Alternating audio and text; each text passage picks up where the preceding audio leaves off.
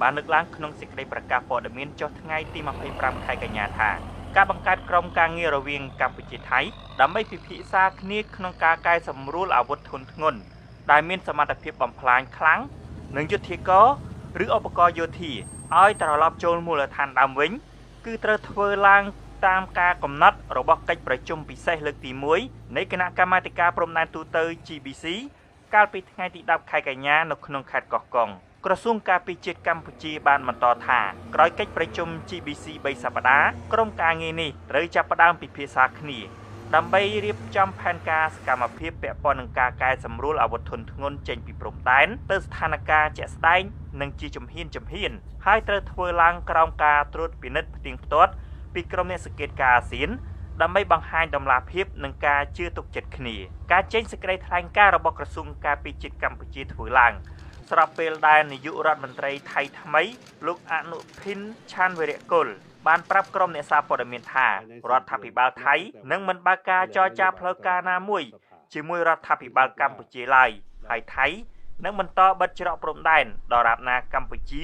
មិនដកអាវុធធុនធ្ងន់ចេញពីព្រំដែននិងឈប់គំរាមកំហែងដល់ប្រទេសថៃការលើកឡើងពីនាយករដ្ឋមន្ត្រីថៃថ្មីនេះបានធ្វើឡើងក្រោយពេលប្រធានព្រឹទ្ធសភាកម្ពុជាលោកហ៊ុនសែនបានលើកឡើងតាម Facebook កាលពីថ្ងៃទី24ខែកញ្ញាថាកម្ពុជា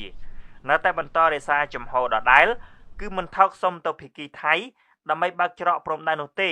ហើយលោកថាបើទោះជាប្រទេសថៃបិទច្រកព្រំដែន100ឆ្នាំទៀតក៏កម្ពុជាមិនស្លាប់ដែរលោកហ៊ុនសែនក៏បានបញ្ជាក់ថាច្រកព្រំដែនគឺថៃជាអ្នកបិទហើយមិនចាំបាច់មកចរចាជាមួយកម្ពុជាដើម្បីបើកនោះទេប៉ុន្តែប្រសិនបើថៃបើកច្រកព្រំដែនវិញនោះកម្ពុជានឹងបើកតាមក្រោយយ៉ាងយូរត្រឹម5ម៉ោងជុំវិញបញ្ហានេះអតីតតំណាងរាជគណៈបកសង្គ្រោះជាតិលោកអ៊ុំសំអានបានលើកឡើងថាបើទោះជាប្រទេសថៃមាននាយករដ្ឋមន្ត្រីថៃថ្មីក៏ដោយក៏មិនអាចជួយឲ្យចំនួនព្រំដែនកម្ពុជាថៃបានធូរស្រាលនោះដែរពីព្រោះនាយករដ្ឋមន្ត្រីថៃសប្តាហ៍ថ្ងៃជាមនុស្សជិតស្និទ្ធនឹងក្រមយោធានិងស្ដេចថៃដែលមានមហិច្ឆតាឈ្លានពានទឹកដីកម្ពុជាខ្ញុំយល់ថារដ្ឋាភិបាលថ្មីហ្នឹងគឺមិនអាចគ្រប់គ្រងទៅលើយោធារបស់ថៃបានដូច្នេះ